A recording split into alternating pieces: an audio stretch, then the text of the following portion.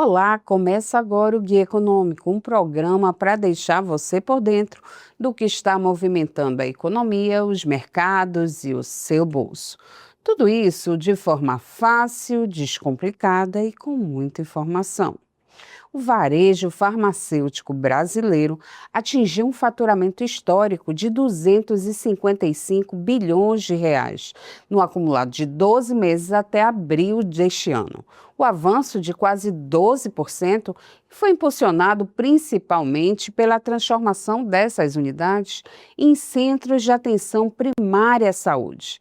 No Ceará, esse cenário se reflete no desempenho da rede de farmácias Santa Branca, marca que completa 40 anos, registrando um crescimento aí de 25,7%, que é um patamar que é o dobro da média nacional do setor. Para falar mais desse cenário, o nosso convidado de hoje é o empresário Maurício Filizola. Ele é presidente da Rede Santa Branca e também da Câmara dos Dirigentes Lojistas, a CDL Fortaleza.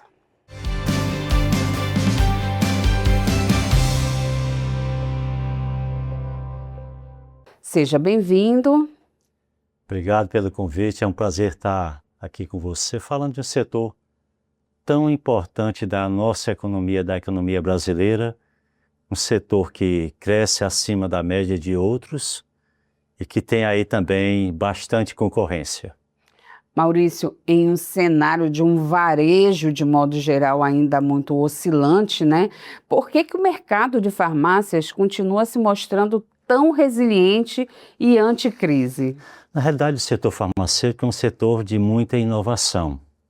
Você observa aí, inclusive, situações que nós tivemos e temos aí no mercado de novas drogas, drogas que quebram patente, que foram quebradas a patente agora recente, e que movimentam bastante o mercado, ou seja, nós temos aí substâncias que foram primeiramente concebidas para o controle do diabetes e ao mesmo tempo agora estão sendo utilizadas para o emagrecimento. Então, é uma parcela da população que está utilizando de forma correta, procurando o médico para essa indicação, e ela é uma droga que tem um poder também de valor, eu diria até de certa forma elevado, mas que tem uma boa participação e que tem projeções para até 2030 movimentar aí cerca de 20 bilhões somente nesta categoria. Então é algo que a gente observa que é um mercado que inclusive mexe com outros mercados, porque à medida que nós temos uma substância que faz o controle de peso da população, que consegue equilibrar, acaba mexendo com o setor até mesmo da aviação, mexe com o setor alimentar, e tudo isso tem os seus impactos, né? Até porque nós vemos com isto também até parcelas que podem ser perdidas de um lado. O próprio setor busca encontrar saídas como o outro, como por exemplo a entrada dos supermercados também agora recente na área dos medicamentos, ou seja, da área das farmácias, e isso acaba movimentando também o mercado. Hoje, qual é o peso das canetas emagrecedoras dentro de uma operação de uma farmácia? Hoje vai depender muito da logística desse produto, que são produtos que têm que ter um controle todo eficiente para que ele chegue na ponta, ou seja, na farmácia, de forma segura, porque tem controle de temperatura, guarda e tudo mais, que tem que ser bem específico. E hoje nós temos aí uma participação, pelo menos nas grandes redes, de quase 10%. Mas é algo que vem a ser implementado com mais vigor agora com a quebra da patente da semaglutida, que aconteceu em março. As primeiras unidades de fabricação nacional chegaram ao mercado agora no mês passado, e isso mexe inclusive no preço. Quando a gente fala da concorrência... Quando a gente fala assim de estimativa de preço, é isso que eu ia te perguntar. Hoje nós temos produtos que estão sendo vendidos aí próximo de R$500, quando era o dobro do preço, ou seja, bastou haver a quebra da patente, já mexe no mercado, tanto de participação de várias indústrias fabricando, como também do preço do medicamento que chega à população com preço que eu digo que é razoável. Ou seja, você fazer um tratamento agora pela metade do preço do que você pagava quando tinha a proteção de patente, isso já traz uma ajuda muito grande à população que necessita fazer uso desse tipo de medicamento. Uhum. E hoje esse é o item de maior peso, vamos dizer assim, né? Dentre os medicamentos, Quando você a fala gente de ainda... volume, de valores em reais, sim. Agora, em unidades, não, porque nós temos produtos que são líderes de mercado, que têm uma participação, que estão até em programas sociais do governo, como, por exemplo, a losartana é um dos medicamentos que é antihipertensivo, que eu diria que é o top da venda nas farmácias, embora seja um medicamento de controle, que eu digo, com receituário, né? Não de retenção, mas de prescrição. Mas a gente vê que é um mercado bastante pujante, com muitos entrantes. Nós temos hoje cerca de 90 mil farmácias no nosso país, aqui no Ceará passa de 2.500, e a gente encontra farmácia em todos os municípios, e aqui em Fortaleza a gente vê uma concorrência bastante, eu diria, acirrada, com muitas esquinas sendo preenchidas por farmácias, quando outras redes nacionais chegaram por aqui. Uhum.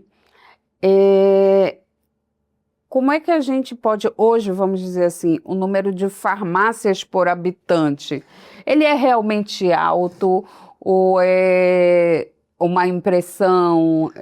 Não Quando a gente olha, por exemplo, cidades como Fortaleza, né? Como você mesmo falou, tem essa brincadeira de uma farmácia em cada esquina. Esse número perante a população... O que nós sentimos, assim, na prática, é que já tem um número, eu diria, razoável, e às vezes até passando de um limite para o setor, quando a gente olha a parte de concorrência. Uhum. Mas é um mercado que ele se organiza de uma maneira a buscar espaços, né? Hoje nós temos o mercado farmacêutico diferente de anos atrás, ou seja, nós que estamos no mercado da Santa Branca, nós já temos aí 40 anos. E quando eu olho todo esse histórico que eu comecei, como eu comecei, olhando para o que nós temos hoje, houve uma evolução muito grande em termos de assistência farmacêutica, de legislação, de controle sanitário, de qualidade dos medicamentos, de mais produtos sendo lançados, ou seja, uma mudança muito que acompanhou, e eu acho que até ultrapassou o que talvez nós imaginássemos há 40 anos. Mas isso é importante, ou seja, quando a gente olha para o mercado, a gente olha a concorrência. E muitas vezes você não gosta, quer estar mais tranquilo, mas eu ainda acho que quando a gente olha para o mercado e vê a concorrência, ela nos estimula também ao crescimento. Isso, eu diria, não só o mercado, eu diria, do comércio, mas quando a gente até olha para si também. Ou seja, muitas vezes você está ali acomodado e acaba também despertando para uma melhora, para um novo curso, para uma especialização. E é o mercado, ou seja, o trabalho também nos estimula a isso. Né? Funciona. Maurício, a Rede Santa Branca está completando aí 40 anos de mercado, né? Como foi essa trajetória? Conta um pouquinho para a gente. Olha, eu vou olhar aqui um pouquinho para o início, né? Eu sou farmacêutico de formação, com especialização em indústria, e ao terminar o meu curso de farmácia, eu passei um ano no Exército Brasileiro, lá em Teresina, e já gostava do comércio, já tinha uma experiência anterior com farmácia, e ao ganhar meu primeiro dinheiro, assim, eu acho que isso me estimulou. Disse, olha, eu quero entrar para esta área. E o que me veio também de estímulo foi lá na infância, no interior do nosso Ceará, lá em São Benedito, eu praticar a venda em feira. Pegava os primos ali na adolescência e ia para a feira querendo ganhar algum dinheiro para poder até para lá os seus presentes, alguma coisa que você tinha, que eu tinha realmente desejo, né? A família era uma família de classe média e aquilo me estimulou, esse contato com o cliente. E quando eu terminei a faculdade, que fui passar esse ano, eu também tive o contato na própria unidade do Exército com uma farmácia interna. Isso também me estimulou. E quando eu saí com esse dinheiro, eu coloquei a primeira farmácia, que é lá do Benfica, que está lá no mesmo ponto há 40 anos. E eu olhando assim para uma foto lá do início, tinha lá uma bicicleta na porta do estabelecimento.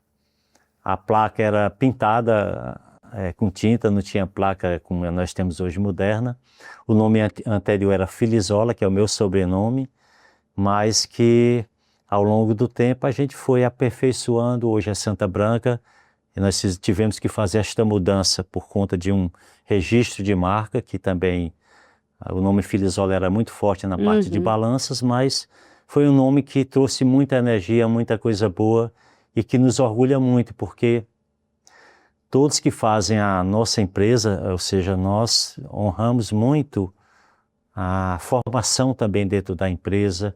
Muitos nós recebemos de estágios, principalmente nos nossos colegas farmacêuticos que vieram também de várias faculdades fazer estágios conosco, que também hoje a gente se orgulha de muitos estarem no mercado. Então, esse começo ele foi bastante duro. Era ainda o início de muitas concorrências, tínhamos muitas redes de farmácia à época, e que nos ensinou muito nessa jornada, né? Nós tivemos de lá para cá quantas moedas que nós tivemos que passar, quantos planos econômicos e quantas mudanças também no setor, mas foram anos de muitos aprendizados. Eu acho que isso aqui acaba nos tornando mais resilientes, mais competitivos também no mercado, e que esse aprendizado a gente utiliza para servir bem os nossos clientes. Há 3 anos vocês se associaram, se filiaram aí à Febrafar, né? Sim. Olhando para trás aí, esse associativismo hoje, qual é o peso dele? Ele é uma saída para que redes regionais consigam competir com mais condições de igualdade e preços em relação às grandes gigantes do mercado farmacêutico? Com certeza, a Febrafar ela tem hoje mais de 16 mil farmácias filiadas de várias redes, e dentre elas a nossa Santa Branca está lá dentro da Febrafar.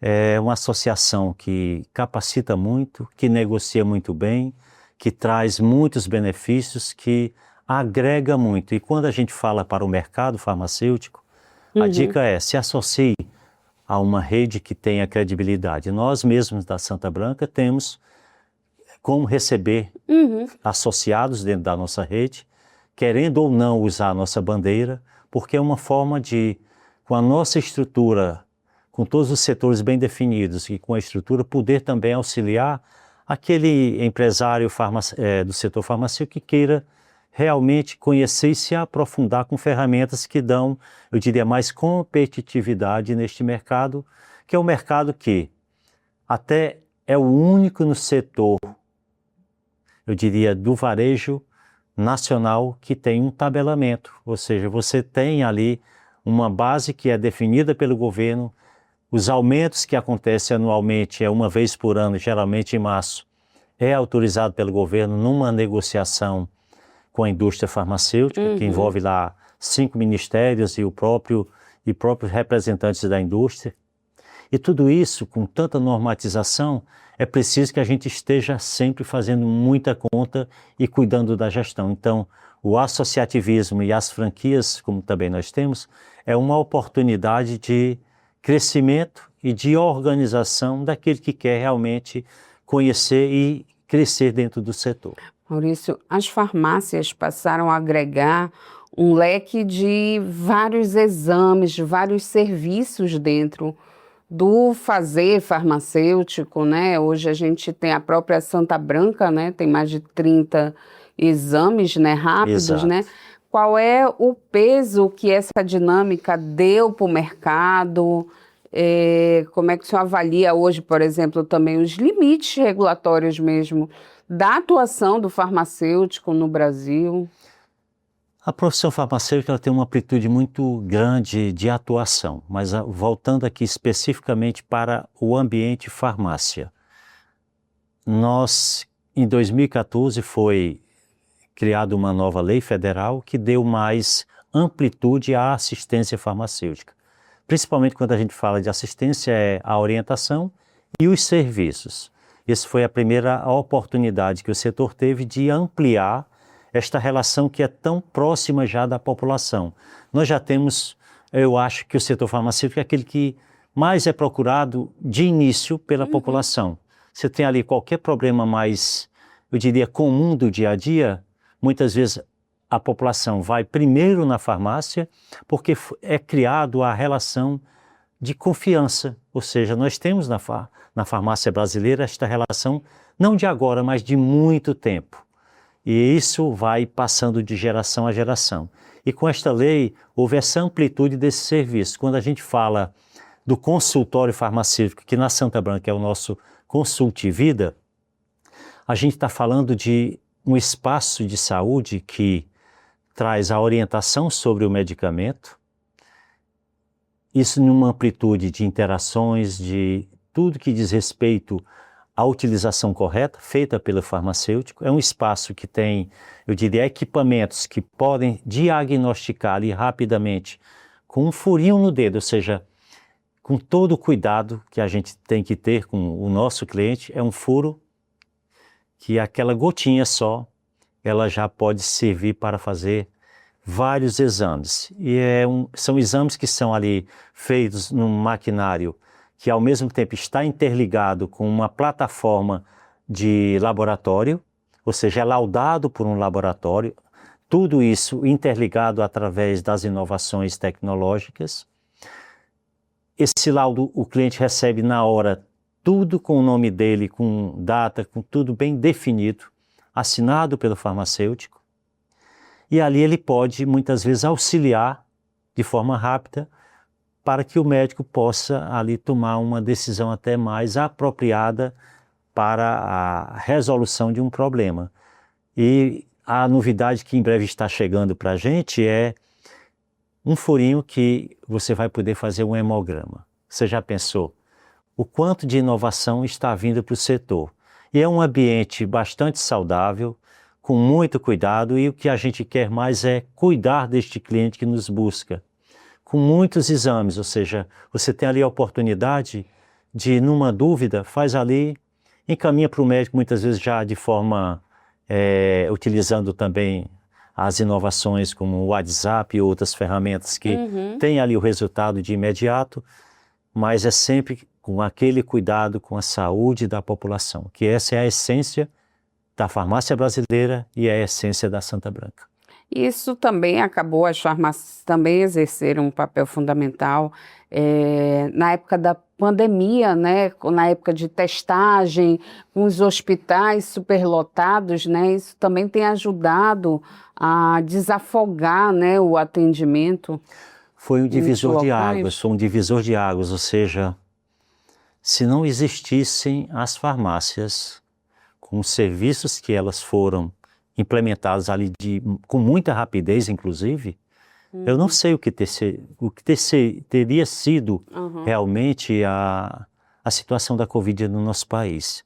Porque o que foi feito de exame, diagnóstico, porque quando você faz ali um diagnóstico bem feito, que orienta aquele paciente, muitas vezes, a ter o cuidado consigo e com aqueles que estão próximos a você, você estava ali também protegendo vidas. Então a farmácia teve um papel importantíssimo na época da Covid, e este aprendizado é o que tem sido ampliado para os nossos consultórios.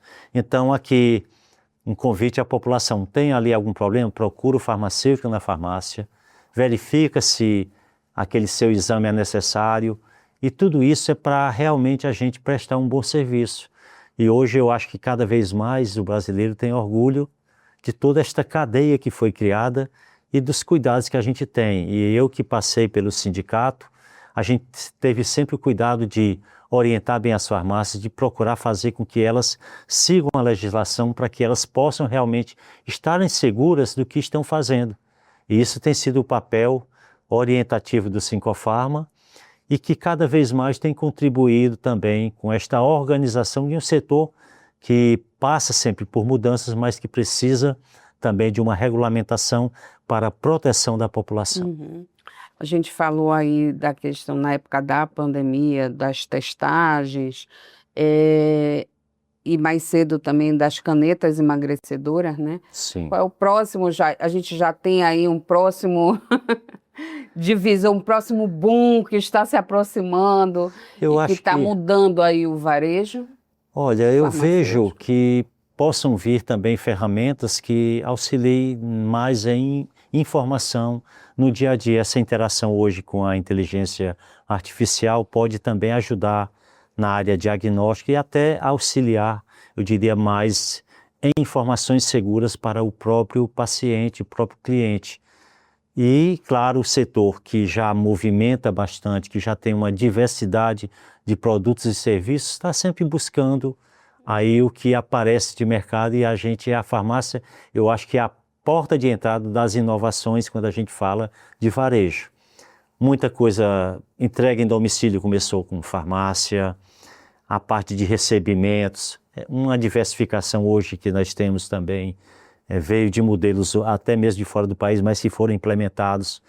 E agora essas inovações na parte de medicamentos, que é o que a gente espera que a indústria cada vez mais desenvolva e que a farmácia possa ter o seu papel de levar essas novidades à população, que eu acho que isso aí é que é o mais importante. Uhum. E aí, quais são hoje os planos da Santa Branca? Nós Que a gente pode estamos, esperar aí nós estamos de aqui novidades? ampliando mais essa relação de crescimento com novos associados, que eu acho que é uma oportunidade da gente levar a nossa expertise e essa caminhada e esse aprendizado e também esta força que vem também da FEBRAFAR para novos associados, que é uma forma de crescimento mais rápido. Claro que nós vamos continuar também ocupando espaço nas nossas lojas próprias, mas ao mesmo tempo buscando essa vertente de Vocês têm caminho. previsão de expansão agora para esse ano? Nesse ano não, mas temos uma unidade a ser aberta ainda este ano, mas para o ano a gente também já está buscando uma ampliação. Mas isso com o pé no chão, com muito cuidado, porque é preciso, no mercado competitivo e que muito se espera também, às vezes até do próprio governo, das mudanças que vem aí, mudanças tributárias, a gente está aguardando um pouquinho para se situar nesses processos maiores que podem impactar nos negócios, porque é um momento aqui de olhar com calma e dar o passo certo para as tomadas de decisão. Nós temos mudanças na parte trabalhista que estão aí em vistas, na área tributária, e muitas vezes esse mercado que tem, como eu disse no início, uma regulação muito grande e uma precificação muito, eu diria, afinada, é preciso a gente olhar porque as margens são pequenas e a gente não pode brincar com o mercado. A gente tem que tomar as decisões com responsabilidade, porque não é só o crescimento da empresa, nós estamos empregando. E quando a gente emprega, nós temos uma responsabilidade com os nossos colaboradores. E é muito importante, com os colaboradores e com o serviço que nós prestamos também aos nossos clientes. Como é que vocês estão se preparando para a reforma tributária? Primeiro, aprofundando conhecimento. Vocês já conseguem ter uma ideia, porque a gente sabe, por exemplo, que a reforma tributária vai impactar os setores de maneira diferente, né? Vocês já conseguiram fechar essa conta, se vai ser positivo, se vai ser negativo na hora da substituição dos impostos? Em primeira mão, nós estamos vendo que poderá ter um impacto maior para as empresas em termos de custos, com a parte de tributos que vem ser implementado pela nova reforma. Não vai diminuir, talvez aumentar. Então, é preciso depois sentar, olhar esses cálculos para fazer esse ajuste fino.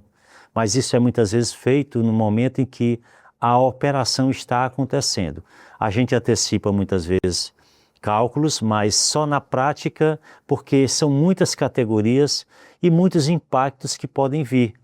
E é só com a operação planejada e depois colocada em prática que a gente vai ver como realmente precificar melhor e como organizar melhor isso dentro da empresa. Isso não só para os pequenos, médios e grandes, até porque também para o setor, eu diria, mais estruturado das grandes redes, isso também trará impacto porque vai mexer também com incentivos que muitas vezes esses grandes grupos têm. Ou seja, a nossa crença é que haja um equilíbrio maior concorrencial no mercado. É o que a gente está esperando para um equilíbrio também dos pequenos e médios. Entendi. Ok. E hoje, quando a gente olha, o Brasil se diferencia muito de outros países, justamente por conta de programas na área da saúde, como um subsídio ao medicamento, hoje farmácia popular, Isso. essas medicações que podem ser tiradas gratuitamente, a gente tem uma lista bem ampla, né? Qual o Temos. peso hoje dessas operações, do governo na operação de uma farmácia? Eu vou, antes de falar desse tema específico, é importante que a gente traga também uma realidade do mercado nacional, que é a parte de tributos. Muitos países não cobram impostos sobre medicamentos, ou o percentual é muito pequeno. Mas aqui no Brasil, a carga tributária sobre a área do medicamento ainda é muito elevada. Eu acho que é uma luta nacional até para beneficiar a população, que seja depois revisto isso nesse processo da própria reforma, para que a gente possa trazer um equilíbrio maior. Mas quando a gente olha para subsídios e para o que já vem sendo feito, nós temos um programa que eu acho que é considerado um dos melhores já feitos pelo governo federal, que é de 2006, que é uma parceria do governo com a iniciativa privada, que é o programa Farmácia Popular. Ele hoje tem credenciado no país cerca de 25 mil farmácias. Aqui no Ceará nós chegamos aí agora com o que foi reorganizado nesse ano de 2025 para 2026, em torno de 460 estabelecimentos em mais de 170 municípios. Se eu não me engano, os números atuais são esses. E quando a gente fala de farmácia popular, ele começou com uma coparticipação, depois passou para a gratuidade e hoje são cerca de 40 medicamentos que são gratuitos, que a população, independente do poder aquisitivo, pode receber no estabelecimento. Claro que existem regras, que é o receituário médico, um documento com foto, CPF válido. Alguns têm uma questão também de restritiva quanto à idade, como por exemplo a distribuição de fraldas geriátricas e até mesmo a dapaglifosina, que é acima de 65 anos. Mas com essas poucas restrições, é um programa que tem uma abrangência muito grande no país e que trata de pacientes, que aí a gente vai falar de uma categoria que é bastante abrangente em termos de participação, de hipertensos e diabéticos, ou seja, nós temos aí, eu acho, se eu não me engano, uns 15 medicamentos só para essas duas categorias, mas temos também para rinite, para glaucoma, para asma, para o controle do colesterol, para Parkinson, para osteoporose, aqui estou me lembrando aqui, mas são medicamentos que hoje o paciente pode pegar na farmácia gratuitamente e o governo repassa isso. Claro que demora às vezes um pouquinho, em torno de 45 dias para a farmácia receber esses valores que ela está lá nesta parceria, mas ao mesmo tempo é um programa que tem uma visibilidade muito grande, que tem feito e dado um papel muito importante de ajudar a saúde pública nacional. Uhum. E quando a gente olha para o mercado de genéricos, hoje, antigamente se tinha uma preocupação, né? Porque não tem a mesma eficácia, a mesma segurança. Hoje, como é que isso está de uma forma geral no Eu mercado? falaria dos genéricos pelos números. Eu lembro lá no início, em 1999, quando foi criada a lei do genérico, que em março de 2000 saiu as primeiras unidades. Eu ainda lembro que não eram nem comprimidos, tinham gotas, eu me lembro lá, e algumas pomadas. Participação muito pequena. A indústria estava começando, teve aquele início visitas a outros países que já tinham participação bastante elevada. Agora, olhando para os números atuais, são números que reforçam o quanto esta categoria ela teve de participação e quanto fez a população economizar e o próprio governo economizar. Eu vou aqui colocar números em termos percentuais. Hoje a participação do genérico na venda geral dos medicamentos no país, em cada 10 medicamentos que são vendidos, 4 são genéricos, ou seja, nós temos uma participação de 40% de todo o setor. Quando a gente fala só de varejo, é em torno de 32%. Quando a gente olha para farmácias, redes menores, esse percentual aumenta, não? Pode até ter uma participação maior. Vai depender muito do trabalho que é feito, porque é uma categoria, quando a gente observa o produto de marca referência que deu origem àquele medicamento, nós temos ali uma diferenciação de preço só para o registro daquele produto, ele tem que já ser abaixo do referência, no mínimo 35%, só por lei. Só que quando ele chega no mercado, essa diferença passa de 50% a 60%. Então já mexe com o mercado. E o que é que nós temos observado? Mesmo aquele produto que estava sob proteção de patente, que nós temos um que quebrou a patente agora bem recente, que é o Forxiga, que é a dapaglifosina.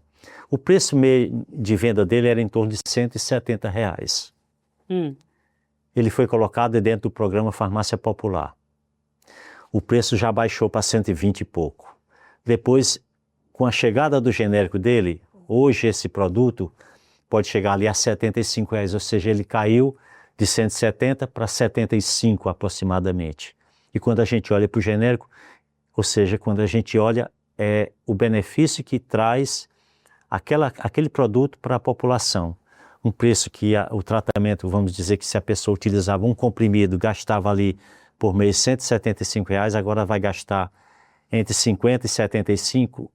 Isso que ele economizou vai para outros setores, movimenta a economia e ele também está se tratando, às vezes evitando com que muitas vezes haja a interrupção do tratamento. Então, quando a gente fala desta categoria, é uma categoria que eu vi nascer e que hoje nós temos aí mais de 4.800 apresentações dentro de todos os medicamentos fabricados no país, são genéricos, 4.800 aproximadamente, são acho que quase 2.500 registros, porque o registro ele pode ter várias apresentações, e são mais de quase 500 princípios ativos diferentes, e que se a gente olhar para o contexto das patologias, eles já atendem cerca de 90% das patologias que nós temos aqui no nosso país, ou seja, é uma amplitude muito grande que traz economia, traz segurança. A segurança é por conta do processo que foi adotado de exigências, tanto para a indústria, como também para a compra da matéria-prima, eu diria até o acompanhamento da própria Anvisa, que tem um papel importante também nesta regulação e acompanhamento desses registros, como também os testes que são obrigatórios para serem colocados esses produtos no mercado, que dão toda uma segurança. Então, se a gente olha para os números, não tem o que se duvidar. Se o consumidor quer pagar mais caro, muitas vezes, aí é uma opção.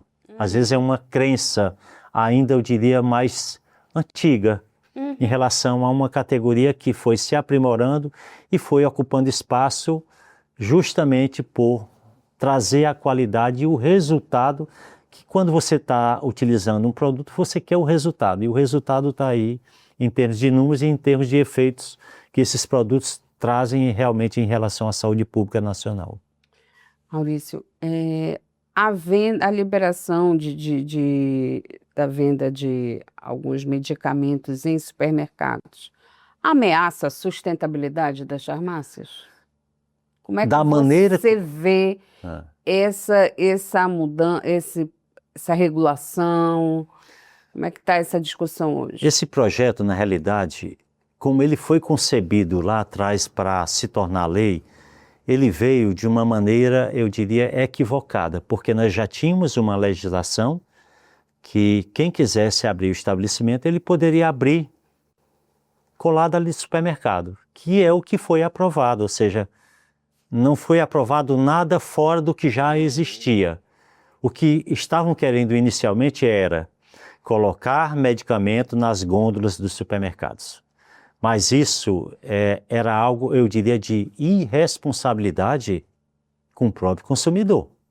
Era colocar em risco a população brasileira, porque todo medicamento, mesmo os isentos de prescrição, que a gente chama MIPs, que podem ficar ali fora do balcão da farmácia, em espaço reservado, eles não são isentos de orientação. E o que é que nós temos na farmácia? O farmacêutico para prestar a orientação devida, inclusive para essa categoria de medicamentos. Quando, na realidade, veio a lei, e esta lei ela tem, hoje em vigor, as grandes redes podem abrir, as grandes redes de atacado ou varejo de alimentar podem abrir farmácias, mas essa farmácia ela tem que estar num espaço reservado, também com portas que você tenha a divisão realmente do que é a farmácia e do que é o supermercado. Então isso ficou muito claro dentro da legislação. E claro que quando a gente olha para o lado concorrencial, são mais estabelecimentos que vão estar no mercado concorrendo por aquele cliente que, por exemplo, está ali todo dia no supermercado, ou às vezes mais vezes por semana. Então, se ele já está lá no espaço do supermercado, isso pode realmente trazer um benefício para aquele estabelecimento por conta da própria localização. Esse é um diferencial que, claro, nós vamos ter que conviver e também buscar alternativas para também incentivar as nossas lojas a atrair o seu público. E a atração eu vejo muito na linha daquela de prestar serviços diferenciados, de ter a orientação mais próxima e de gerar essa confiança que é o que vem acontecendo, principalmente com as farmácias independentes e de rede em todo o país. Com a transformação das farmácias em verdadeiros hubs de saúde, né, a mão de obra também mudou, né? Quais são hoje os principais desafios para recrutar, treinar esses profissionais, para que eles não sejam só balconistas, mas também acaba sendo um agente de saúde ali, né? Na realidade, hoje nós temos muitas inovações para essa capacitação. A própria internet facilita com muitas informações, mas esse cuidado ele tem que ser interno de cada estabelecimento e também, eu diria, das faculdades que estão formando, dos cursos que estão formando também esses profissionais. Mas é necessário, cada vez mais, nós olharmos para a dificuldade que o setor está tendo, inclusive, de recrutar pessoas para trabalharem. Isso não só no setor farmacêutico.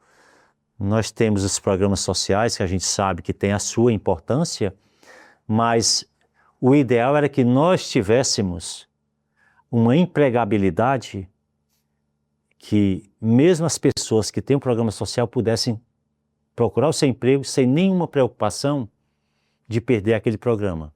Mas hoje já pode. Pode, mas ainda tem os seus Hoje limites. já você pode ter o programa, o benefício social e trabalhar, e inclusive os números têm mostrado que é cada vez maior o número de pessoas empreendendo e também trabalhando, né? Sim, mas ainda há muito bloqueio ainda da população para a busca desse emprego, com medo ainda de perder o benefício. Então, há uma escassez, eu diria, de mão de obra no setor, não só do setor farmacêutico, acho que também o setor alimentar passa por esse problema, mas é algo que nós temos que olhar, porque é um setor muito específico e essa capacitação ela tem que ser uma capacitação muito fina, porque nós estamos lidando com saúde e a informação ela tem que ser dada com todo o cuidado, com todo o respeito e com toda a credibilidade. E capacitação ela é contínua, não é nada você chegar e já está pronto. Eu mesmo já tenho aí mais de 60, mas a cada dia eu procuro também estar me atualizando e buscando novidades que possam me capacitar na área de gestão, no que eu estou fazendo no dia a dia. Maurício, o setor farmacêutico, do varejo farmacêutico, é muito marcado por inovação, você repetiu isso em alguns momentos dessa conversa. Mas hoje, esse avanço da inteligência artificial também preocupa? Por exemplo, quando a gente olha esses vários autodiagnósticos em chat GPT da vida, essas inteligências artificiais, isso gera uma preocupação? Pode trazer alguma preocupação, mas eu ainda olho que nós temos a oportunidade de aprimorar Isso até para trazer para o próprio estabelecimento. Vai depender muito dos dados que você tem, se são confiáveis ou não. Eu sei que quando você abre para a grande rede, você pode ter ali coisas que podem alucinar e trazer informações, porque também quem está perguntando pode não ter o conhecimento aprimorado da interpretação. E aí é onde entra o humano para poder saber, eu diria, diagnosticar e verificar se aquelas informações elas estão dentro de parâmetros realmente aceitáveis para poder ser utilizadas. Porque não é só você ter informação, você precisa entender o que aquela informação vai trazer de benefício ou malefício para você. Para a gente fechar aqui, né, olhando o cenário econômico atual, né, e sua posição também como uma liderança da CDL Fortaleza, né, quais são hoje os maiores gargalos tributários ou regulatórios que o varejo precisa superar aí nos próximos anos para poder manter esse ritmo de crescimento? Nós acompanhamos toda essa discussão da reforma tributária, mas ainda o que nos preocupa muitas vezes é que existem as leis, muitas vezes as próprias empresas estão ali seguindo as suas regulamentações e lá adiante são cobradas de forma, eu diria, quase que indevida, porque a gente vê grandes grupos que passaram por situações de aproveitarem a legislação e adiante pagarem como se não tivessem feito seu papel correto de interpretação. Então a segurança jurídica é algo que nos preocupa, como também eu diria, dentro desse arcabouço tributário, que haja uma simplificação. É o que a gente está esperando na prática. Da reforma tributária, né? Porque é tanta coisa para se entender e colocar em prática que, às vezes, por trás de uma empresa tem um exército de outros profissionais trabalhando só para fazer a apuração e essa apuração ela ainda é muito complicada. Então, nós precisamos de simplificação e de uma segurança daquilo que foi colocado dentro da própria legislação e das próprias leis. Maurício, muito obrigado por ter aceito o nosso convite e participado hoje desse bate-papo. E eu que agradeço esse momento tão especial de podermos aqui levar para o grande público assuntos que são pertinentes ao nosso dia a dia. Ou seja, o setor da saúde é um setor de muita importância no mercado e nós temos como liderança fazer esse papel de levar a informação, de procurar também ampliar esta visão do nosso setor e da nossa economia. O Guia Econômico de hoje fica por aqui. A gente conversou com o empresário Maurício Filizola. Ele é presidente da rede Santa Branca de Farmácias e também da Câmara dos Dirigentes Lojistas da CDL Fortaleza. Até a próxima.